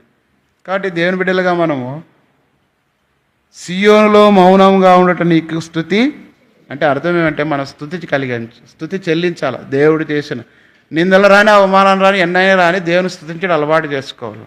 తర్వాత దేవుని మందిరంలో దేవుడు చేసిన ఉపకారాలను మేలును బట్టి స్తుతించేదిగా ఉండాలి. చివరిగా 7 చూడండి. సియోనులో నుండి ఏం జరగలుగుతుందంట? 128వ కీర్తన 5వ వచనం. 128:5 చాలమ్మా. సియోనులో నుండి యెహోవా నిన్ను ఏం కలుగుతుందంట? దేవుని ఇంటిలో నుండి దేవుని యొద్ద నుండి మనకి ఏం కలుగుతుంది? ఆశీర్వాదం. ఈ అనుభవాల్లో మనం ఉన్నప్పుడు ఏ అనుభవం మొదటిగా ఏం కలుగుతుంది? సియోనులో నుండి రక్షణ కలుగుతుంది. రెండవది సంతోషించినప్పుడు ఆ రక్షణ ద్వారా ఆత్మీయ జీవితంలో దేవుని వాక్యం యెహోవా యందు ఆనందించడం వల్ల మీరు బలము, దేవుని వాక్యంలో దేవుని సన్నిధిలో దేవుని ప్రజలతోనూ ఆనందించటం ద్వారా. తర్వాత మూడవది దేవుని సన్నిధిలోనూ కనబడి, అంటే ప్రార్థన చేయటం ద్వారా, కనబడటం ద్వారా ప్రతి విషయంలో కూడా దేవుని ఎదుట కనబడుతూ వచ్చినప్పుడు. నాలుగవది సియోన్లో నుండి నీలో నుండి ఏం కలగాల? ప్రకాశం కలగాల. అనేకులు చూడగలిగినప్పుడు నిజముగా ఇది దేవుని మందిరము, ఇక్కడ దేవుని ప్రజలు, అక్కడికి పోతే మనకు మేలు కలుగుతుంది, క్షేమం కలుగుతుంది అనేది మన సాక్ష్యం ప్రకాశించాలి. తర్వాత ఐదవది సియోన్లో నుండి దేవుడు ఆదుకుంటూ వస్తాడు. ఆరవది సియోన్లో నుండి స్తుతి, దేవుని స్తుతించి ఆరాధన మొదలుపెట్టగానే మనకు విజయం అన్ని విషయంలో. చాలామంది ఆరాధన చేయరు. చాలామంది దేవునింటికి వచ్చి దేవుడు చేసిన రక్షణ మారమనసు పొందినామంటారు, కానీ ఆరాధన 3 వారాలైనా చేయరు, నెలలైనా చేయరు. మళ్ళీ అదేం మారమనసు అని తెలియదు, అదేం రక్షణ తెలియదు. అది దొంగ రక్షణ. రక్షణ పొందిన వ్యక్తి అలాగ ఉండలేడు. సమయం ఇస్తుంటాం, ఒకవేళ సమయం లేకుండా చేస్తే అంతవరకు ఏకత్వం కలిగి ఉండు. నువ్వు ఆరాధన చేయట్లేదంటే నీలో పాపం ఏదో ఉంది. తర్వాత నువ్వు ఆశీర్వాదాన్ని కోల్పోతున్నావు. సియోన్లో నుండి నిన్ను ఏం కలుగుతుందన్నాడు? ఆశీర్వాదము కలగాల. సియోన్లో నుండి మనకు ఆశీర్వాదం కలిగించబడాలంటే మనము ఈ మొదట అనుభవాలన్నీ కలిగి, సియోన్లో నుండి మనకు ఆశీర్వాదాలు కలగాలంటే దేవుడు మనకు నివాసనం. ఈ ఆశీర్వాదం ఏం కలుగుతుంది చూడండి 132లో 15వ వచనం.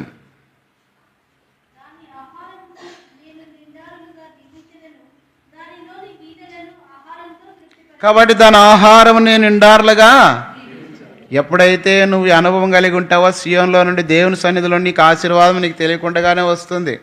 ఎట్లా వస్తుందో తెలీదు, ఎట్లా నీకు ఏదో అయిపోయినట్లుగానే ఉంటుంది, కానీ మళ్ళీ అన్నీ సమృద్ధిగా దేవుడు ఇస్తుంటుంది. దేవుని ఆశీర్వాదం. దానిలోని బీదలను ఏం చేస్తుంటే ఆహారంతో నీకు తెలియకుండానే నీకు దేవుడు ఆహారాన్ని ఏలియాకు కాకలతో ఆహారం పంపినాడు. ఆ వాగు ఎండిపోగానే మళ్ళీ ఏం చేసినాడు? సారెపతి విధురాల ఇంటిలో పోషిస్తూ వచ్చినాడు. దేవునికి తెలుసు. ఆమె అప్పుల పాలైంది, కానీ కుండలు తీసుకురామన్నాడు ఎలీషా. ఎలీషా ప్రార్థన చేయని కుండలు నూనెతో నింపబడినాయి, అప్పులన్నీ తీర్చేసింది. కాబట్టి దేవుని ఆశీర్వాదం పొందాలంటే ఈ అనుభవాలన్నిటి గుండా ఉన్నప్పుడే దేవుడు నిన్ను ఆశీర్వాదిస్తూ వస్తాడు. అంతేగాని బీదలను ఆహారంతో దేవుడు యెహోవాను ఆశ్రయించు వారికి ఏ మేలును కొదవండి. దేవుని ఆశ్రయిస్తే మనకి ఏమి కొదవ ఉండదు. కొదువు ఉన్నట్లు కనపడచ్చు, కానీ అయితే నీతిమంతుల విడుబడుట కానీ వారి సంతతి భిక్షమెత్తుటగా నేను చూచి ఉండలేదు. 30వ కీర్తన 22లో రాయబడింది. కాబట్టి దేని పిల్లలు ఎప్పుడు కూడా దేవుడు విడిచిపెట్టాడు. మనం ఊరికే తొందరపడి కలవరపడతాం. ఆ సమయానికి ఏం కావాలో ఏం చేయాలో తెలుసు. ఉదాహరణకి ఇది రోజు భక్సింగ్ గారు దైవమర్మాల్లో చదువుతూ వచ్చినప్పుడు వాళ్ళు సువార్త దండయాత్ర చేసినప్పుడు అన్నం ఆకలి అవుతుందంట. ఆకలి అవుతున్న సమయంలో పెండ్లిలో ఎక్కువ అన్నం మిగిలిన గంప నిండి తీసుకొని వస్తున్నాడంట. ఈయన రాసి వీళ్ళ దగ్గర అడిగినాడు, మీకు ఏమైనా ఆహారం అవసరమా అని. వీళ్ళైతే ఆహారం లేదు, సువార్త చేసినారు, బస్ స్టాండ్ దగ్గర నిలబడినారంట. దేవుడు వాళ్ళకి వాగ్దానం ఇచ్చినాడు, మీకు ఆహారం పంపిస్తానని. పోయి అయ్యా నీకు ఈ ఆహారం ఎట్లా అంటే, ఆహారం పెళ్ళిలో చాలా మిగిలిపోయింది, ఇది ఎవరైనా కావాల్సినంత తీసుకొని పోండి అంటే, ఎందుకో దేవుడి ఆహారం గంపనిండా తీసుకొని వచ్చినాను, అది మీ కొరకే అని చెప్పేసి ఈరోజు చదవండి దైవమర్మల్లో ఉంది. ఇంకోటి ఆయన ఆహారం కొరత అయినప్పుడు కూడా భక్సింగ్ గారికి ఆహారం దొరికింది. ఎవరో ఏదో రకంగా కాబట్టి దేవుని బిడ్డలైన వారికి ఏది కూడా కొరత ఉండదు. అంటే విశ్వాసం ఉండాల. అంటే దేవుని వాక్యానుసారంగా నడిపించబడుతున్నప్పుడు ఉంటాయి. కాబట్టి ఇక్కడ 16వ వచనం చదవండి. దాని యాజకులకు రక్షణను వస్త్రమును ధరింప దానిలోని భక్తులు బిగ్గరగా ఆనందగానము. యాజకులు అంటే దేవుని బిడ్డలైన వారు, రాజులైన యాజక మనం దేవుని బిడ్డలైన వారు ఎట్లుంటామంటే ఆనందం, దానిలోని భక్తులు బిగ్గరగా ఆనందగానము చేస్తూ ఉంటారు. ఎప్పుడు కూడా దేవుని స్తుతించుట, ఆరాధించుట, దేవుడు మనకు చేసిన మేలుని బట్టి. తర్వాత 17వ వచనంలో అక్కడ దావీదును కొమ్ము మొలవ చేసేదను, నా అభిషక్తిని కొరకు నేను అచ్చట ఒక దీపమును. కాబట్టి కొమ్ము మొలవ చేసేదనంటే కొమ్ము అంటే సాక్ష్యానికి గుర్తు. ప్రభువైన యేసుక్రీస్తు వారు దావీదు వంశంలో రావడానికి ఇష్టపడ్డాడు. నీ ద్వారా కూడా దేవుడు గొప్ప కార్యాలు జరగడు. నీ గర్భఫలమును దేవుడు దీవించి దేవుని కొరకై గొప్పగా వాడబడే పాత్రగా ఉన్నతమైన స్థానంలో తీసుకొస్తాడు. అది దావీదుని బట్టి ఇక్కడ రాయబడిన మాట. కొమ్ము మొలవ చేస్తానంటే తర్వాత ఇంకా ఏమన్నాడు, నా అభిషక్తిని కొరకు నేను అతడు ఒక దీపమును ఇంకా ఏమంటే కొమ్ము ఘనత గుర్తు. కొన్నిసార్లు నన్ను గణపరచువారు నేను గణపరచదును. మన క్రికెట్లో కూడా జమీమ్ అనే అమ్మాయి కూడా బాగా ప్రార్థన చేసుకుంటే నిర్గమకాండ 4:13 ప్రకారము ఊరికే నిలిచిండి నేడు కలిగి రక్షణ చూసిన మాటని ధైర్యాన్ని బట్టి బాగా ఆడింది, కప్పు కొట్టినారు. ఆమె ప్రార్థన చేసి ఆమె చెప్పింది సాక్ష్యం. మొన్న కూడా వరల్డ్ కప్లో T20 వరల్డ్ కప్లో సంజు సామ్సన్ అనే వ్యక్తి అంతకాలంగా తొక్కి పెట్టినారంట, చాలా అవకాశాలు లేకుండా వాటర్ బాటిల్ అందుకే వాళ్ళకి ఏదన్నా. కానీ ఎందుకో సమయం వచ్చింది, మ్యాచ్లో తీసుకున్న 3 మ్యాచ్ల్లో కూడా సంజు సామ్సన్ క్రిస్టియన్ అయినా 3 మ్యాచ్లు అద్భుతంగా ఆడాడు. అతను బాగా ఆడటం బట్టి దేవునికి అయిపోయిన వెంటనే ఆయన ఆడే స్టేజ్లోనే బ్యాట్ అది హెల్మెట్ పడేసి మోకాళ్ళ నుంచి ప్రార్థన చేసినాను. నేను 50 కొట్టిన తర్వాత చూసినాను అనమాట. అతడు మామూలుగా ఇట్లా అనుకో ప్రతిసారి ప్రేయర్ చేసుకుంటాడు, ఇట్లా అంటుంటాడు. నేను ఒక చిన్న ప్రార్థన చేసిన అక్కడే ఇంట్లోనే మోకరించి, ఏదేమైనా ప్రభా అందరూ ఎదుట అతడు చేసిన ప్రార్థన నీ బిడ్డను గణపరచబడినట్లుగా ఈ కప్పు గెలిచేటట్లుగా బిడ్డను వాడుకోమని. అప్పుడు సూపర్ 8లోనే 87 కదా కొట్టింది, సూపర్ 8లో 50 దాటితేనే ఆయన ప్రేయర్ చేసి నేను కూడా ప్రార్థన చేసిన. ఫైనల్ వరకు కూడా సంజు సామ్సన్ అనే వాడిని నీ కొరకు మహిమార్థమై బాగా వాడి ఆడి కప్పు గెలిచేటట్లా సాయం చేసి నీ నామం మహింగల అట్లే జరిగింది. అందరూ కూడా ఎవరైతే ఇది చేసినారో అందరూ కూడా ఆయన గౌరవించిన ఈ పొద్దు కేరళ రాష్ట్రం అంతా కూడా కట్అవుట్లే సంజు సామ్సన్ గురించి. ప్రధానమంత్రితో మంత్రులతో అందరితో DSP ఉద్యోగం ఇచ్చినారు. వాళ్ళ ఇంట్లో వాళ్ళు కూడా క్రిస్టియన్ వాళ్ళు.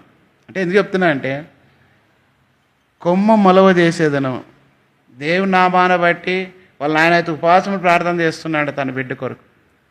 మనం కూడా కొమ్మ మొలవ చేసినట్టే దేవుని బిడ్డలైన వారి పిల్లలు ఆశీర్వాదకరంగా మంచి ఉన్నతమైన చదువులు, మంచి ఉన్నతమైన ఉద్యోగాలు, మంచి ఉన్నతమైన అనేకలకు ఇతరులకు ఆశీర్వాదకరంగా సహకారులుగా ఉండాలని ప్రార్థన చేయాలి. అక్కడ దావీదును కొమ్మ మొలవ చేసేదను నా అభిషక్తిని కొరకు నేను అచ్చట ఒక దీపమును. దీపం అంటే సాక్ష్యం. దేవుని బిడ్డలుగా మన సంఘంలో మన సాక్ష్యం ఉండాలి. కాబట్టి ఫలానా వ్యక్తి ద్వారా నిజంగా సంఘంలో నిజంగా ఆమె ద్వారా లేదంటే ఆయన ద్వారా ఎంతో సంఘానికి మేలు కలిగిందని మనం చనిపోయినా కూడా మన సాక్ష్యం. అందుకే దావీదుని బట్టి ఏమన్నారంటే నువ్వు యుద్ధానికి రావద్దయా, నువ్వు ఇశ్రాయేలుకు దీపం వంటి వాడవు అన్నారు. ఇశ్రాయేల్ ప్రజలు అందరిలో దావీదు ఎలాంటి వాడంటే వాళ్ళకి దీపం మారిపోకూడదు, నువ్వు మాకు దీపం వంటి వాడంటే. కొంతమంది దేవుని ఇంట్లో దీపాలుగా వెలుగుతూ ఉంటారు, వాళ్ళ దేవుని కొరకై వాడబడే పాత్రలు. అందుకే బాప్తిస్మిచ్చి యోహాను గురించి యోహాను సువార్త 5:35 రాయబడింది, అతడు మండుచు ప్రకాశించుచున్న దీపమైన. ఆ రీతిగా దేవుడు మనల్ని ఆశ్రయిస్తాడు. చదవండి ఆ మాటమ్మా.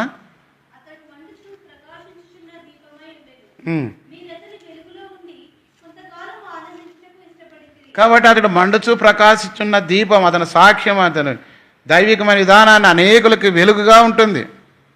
మన మిత్రులకు కూడా మీరు దీపం వెలిగించి ఎక్కడ పెడతారంట? దీపం స్తంభం మీద ఉంచుతారు. నువ్వు రక్షణ మారమనసు పొందిన వ్యక్తిని సంఘంలో దేవుడు ఇచ్చినాడంటే అనేకులకు మాదిరిగా సాక్షార్థంగా నువ్వు ఉండాలా.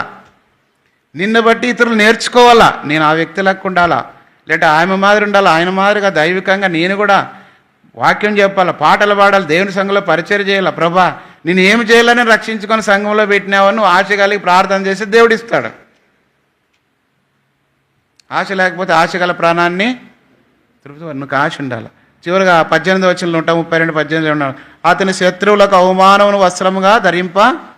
కాబట్టి ఎవరైతే సౌలు చంపాలనుకున్నాడో, ఏ శత్రువులు అయితే అతన్ని దూషించినారో దావీదు కనలేదుట వాళ్ళందరూ కూడా చనిపోయినారు. మళ్ళీ అవమాన వస్త్రమును ధరింపజేస్తాడు శత్రువులకి. తర్వాత అతని కిరీటం అతని మీదనే ఉండి తేజరిల్లును అనేను. అతని కిరీటం అంటే అతని తర్వాత అతని పేరు ప్రఖ్యాతి దావీదుని బట్టి అని. అతని కుమారుడు సొలొమోను ద్వారా ఏమైందంటే దావీదు కుమారుడైన సొలొమోను, తర్వాత దావీదు కుమారుడైన యేసుక్రీస్తు. ఎంతగా కిరీటం ఘనత గుర్తు. ఏదైనా ఒక మంచి ఇప్పుడు ఒక ఉన్నతమైన స్థానంలోకి వచ్చినప్పుడు మనం సన్మానం చేస్తారు.